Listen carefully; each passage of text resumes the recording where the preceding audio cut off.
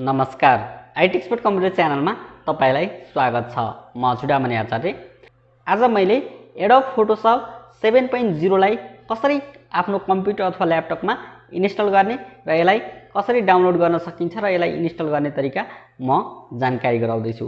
तपाईले सजिलैसँग फ्रीमा लाइसेन्स भर्जनको एडोब फोटोशप प्रयोग गर्न सक्नुहुन्छ र लाइफ टाइमसम्म प्रयोग गर्न सक्नुहुन्छ र इजिली विभिन्न मेथडबाट तपाईले फोटोशपमा ग्राफिक डिजाइनको काम गर्न सक्नुहुन्छ।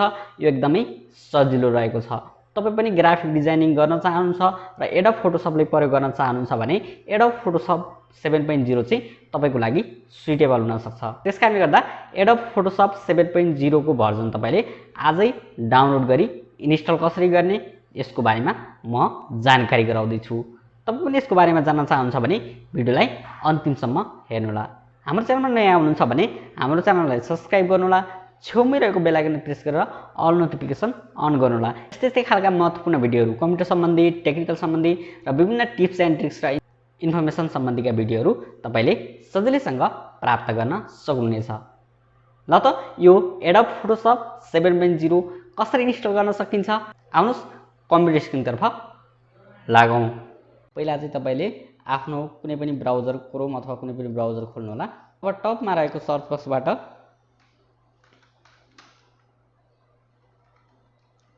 एडोब फोटोशप 7.0 ड्राइभ राख्नु होला। टपमा रहेको सर्च बक्सबाट एडोब फोटोशप 7.0 ड्राइभ यसरी राख्नु होला र यो हामीले यसरी यो सर्च गर्नुभयो भने तपाईले चाहिँ ड्राइभ लिंक पाउन सक्नुहुन्छ र यो चाहिँ फ्री सफ्टवेयर रहेको छ र सजिलैसँग तपाईले लाइफ टाइमसम्म प्रयोग गर्न सक्नुहुन्छ र यसमा चाहिँ कुनै पनि तपाईले एक्टिभेसनको लागि यसमा चाहिँ सजिलैसँग एक्टिभेसन की पनि अब इजिली अवेलेबल हुन्छ।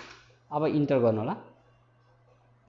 अब तपाईले यसमा चाहिँ पाउन सक्नुहुन्छ विभिन्न एडोब फोटोशप 7.0 को जी फाइलमा चाहिँ गुगल ड्राइभ भनेर लेखेको हुन्छ। यो देख्न सक्नुहुन्छ। यो जुनमा चाहिँ गुगल ड्राइभ, गुगल डस यसरी लेखेको छ। त्यसलाई टच गरेर क्लिक गर्नु होला। अन्यथा अरु कुनै वेबसाइटबाट जानुभयो भने तपाईलाई अलिकति गाह्रो हुन सक्छ, डाउनलोड गर्दाखेरि लिंक नभेटिन सक्छ। त्यसकारणले गर्दा ड्राइभबाट जानुभयो भने सजिलो छ। Adobe Photoshop 7.0 zip Google drive भन्ने कुनै अप्सन खोजेर चाहिँ क्लिक गरिदिनु होला। अब तपाईले यसमा चाहिँ ड्राइभबाट चाहिँ डाउनलोड गर्न सक्नुहुन्छ। जस्ट मैले यहाँनेर डाउनलोड लिंकबाट चाहिँ यहाँनेर डाउनलोड गर्ने थ्रु दिएको छु। जस्तो अब तपाईको यहाँनेर डाउनलोड भन्ने अप्सन देखिन्छ है त। यो डाउनलोड भन्ने अप्सनमा एकचोटी क्लिक गर्नु होला अथवा यतापट्टि रहेको डाउनलोडमा क्लिक गर्नु होला र यसलाई चाहिँ डाउनलोड गरिदिनु होला यसरी। र यसमा चाहिँ भन्छ एकदमै इजिली हाम्रो गुगल एडोब फोटोशप 7.0 चाहिँ सानो फाइल रहेको छ र यसलाई सजिलै इजिली जस्तोसुकै कम्प्युटर जुनसुकै भर्जन जस्तोसुकै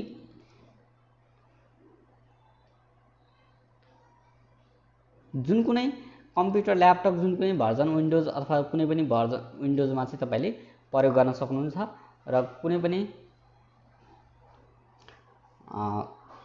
32 बिट अथवा 64 बिट को जुनसुकै विन्डोजमा चाहिँ तपाईले यो युज गर्न सक्नुहुन्छ। त्यसकारणले गर्दा एकदमै सजिलो छ।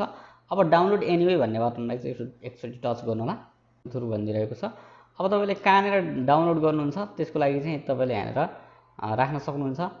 जस्तो मैले चाहिँ यहाँनेर एउटा फोल्डर चुज गर्नु होला अथवा तपाईले चाहिँ अलरेडी डाउनलोड गर्न चाहनुहुन्छ भने सिधै डाउनलोड हुन्छ। यसरी गर्नुभयो भने जस्तो मैले चाहिँ एउटा फोल्डर चुज गरेर डाउनलोड गरेको छु।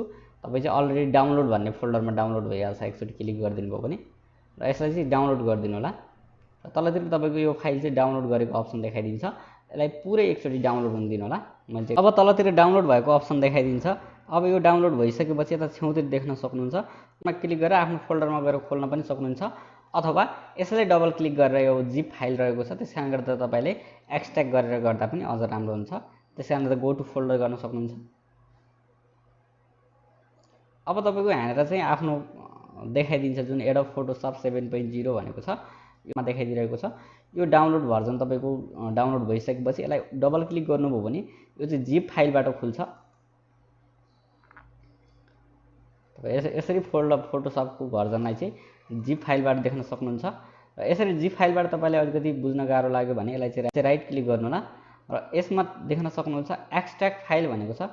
यो एक्सट्र्याक्ट फाइलमा क्लिक गर्नु होला र यसरी यति गरिसकेपछि ओके गरिदिनु होला।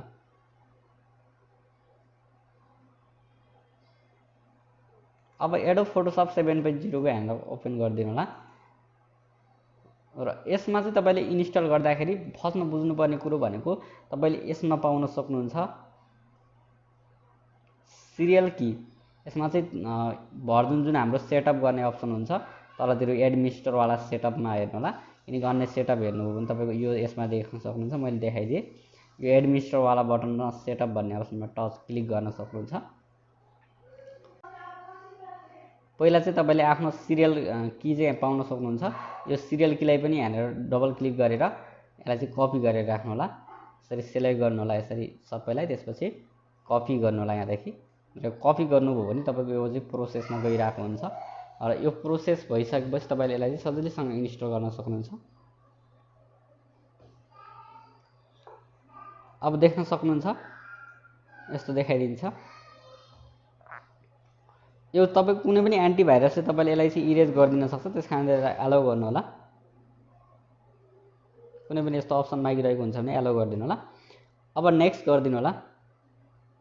ओके, फेरि नेक्स्ट गर्दै जानु होला। अब यति कुराहरु यसको टर्म्स एन्ड एग्रीमेन्ट पढेर एक्सेप्ट गर्नु होला। एकदमै फ्री भर्जनमा तपाईले यसमा चाहिँ लाइसेन्स एक्टिभेट गर्न सक्नुहुन्छ। त्यसकारणले गर्दा एकदमै सजिलोसँग तपाईले यसमा एक्टिभेट गर्न सक्नुहुन्छ। जस्तो यहाँनिर एक्टिभेट गर्नको लागि चाहिँ यो यहाँनिर पेस्ट गर्न सक्नुहुन्छ। जुन सिरियल कीलाई चाहिँ हामी उताबाट कपी गरेका छौं त्यो सिरियल कीलाई यहाँनिर कपी गर्न सक्नुहुन्छ। जस्तो यहाँनिर तपाईले आफ्नो नामहरु राखिदिन सक्नुहुन्छ। फर्स्ट नेम भनेको छ, नेमहरु कुनै राख्नु होला। मैले चाहिँ यहाँनिर नाम राखे।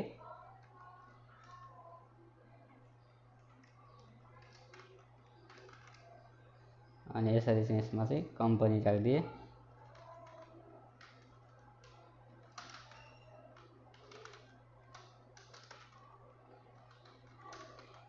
तपाईको यहाँनिर यस्तै गरेर राख्नु होला। राख्दा पनि हुन्छ नराख्दा पनि हुन्छ। र यसमा आएर चाहिँ यहाँनिर सिरियल की राख्नु पर्ने हुन्छ। यसलाई चाहिँ पेस्ट गर्नु होला। यो पेस्ट कन्ट्रोल भी गरेर पेस्ट गर्दा पनि हुन्छ अथवा राइट क्लिक गरेर पेस्ट। र यो पेस्ट भइसकेपछि तपाईको सिरियल की मिलिसकेको छ भने यहाँनिर a business and a individual भनेको छ। बिजनेसको लागि हो, इन्डिभिजुअलको लागि भनेको छ। यहाँनिर तपाईले चाहिँ युज गर्न सक्नुहुन्छ। अब यति यसमा चाहिँ भनिरहेको छ is this registration information correct भनेको छ। यो करेक्ट छ कि नै भनेर चेक गर्न सक्नुहुन्छ र यस गरिदिनु होला। टाइपिकलबाटै नेक्स्ट गर्न सक्नुहुन्छ। नेक्स्ट गर्नु होला। अब यसमा चाहिँ विभिन्न अप्सनहरु देखाइदिन्छ। यसलाई पनि नेक्स्ट गर्दै जानु होला र फेरि नेक्स्ट गर्नु होला। अब तपाईको यो चाहिँ कम्प्लिट इन्स्टल हुन दिनु होला।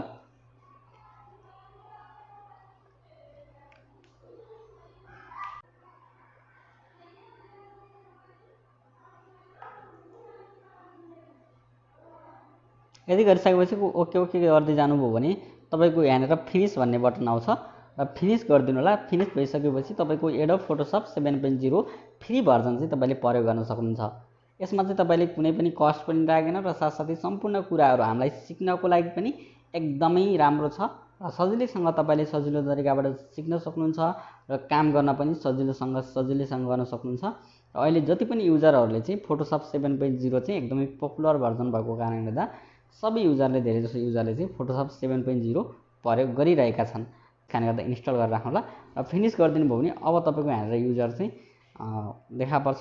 र तपाई अब स्टार्ट बटनबाट हेर्नुभयो भने तपाईले चाहिँ एडोब फोटोसप 7.0 इन्स्टल गरिसक्नु भयो भने तपाईको यहाँनिर देखा पर्छ एडोब फोटोसप 7.0 भनेर देखाइरहेको छ। यस्तो खालको आँखावाला अप्सन लोगो छ। यो त थियो एडोब फोटोसप 7.0 लाई आफ्नो कम्प्युटर अथवा ल्यापटपमा डाउनलोड गरी इन्स्टल गर्ने तरिका। तपाईले पनि यो भिडियो हेरेर इन्स्टल गर्न जानिसक्नु भएको छ।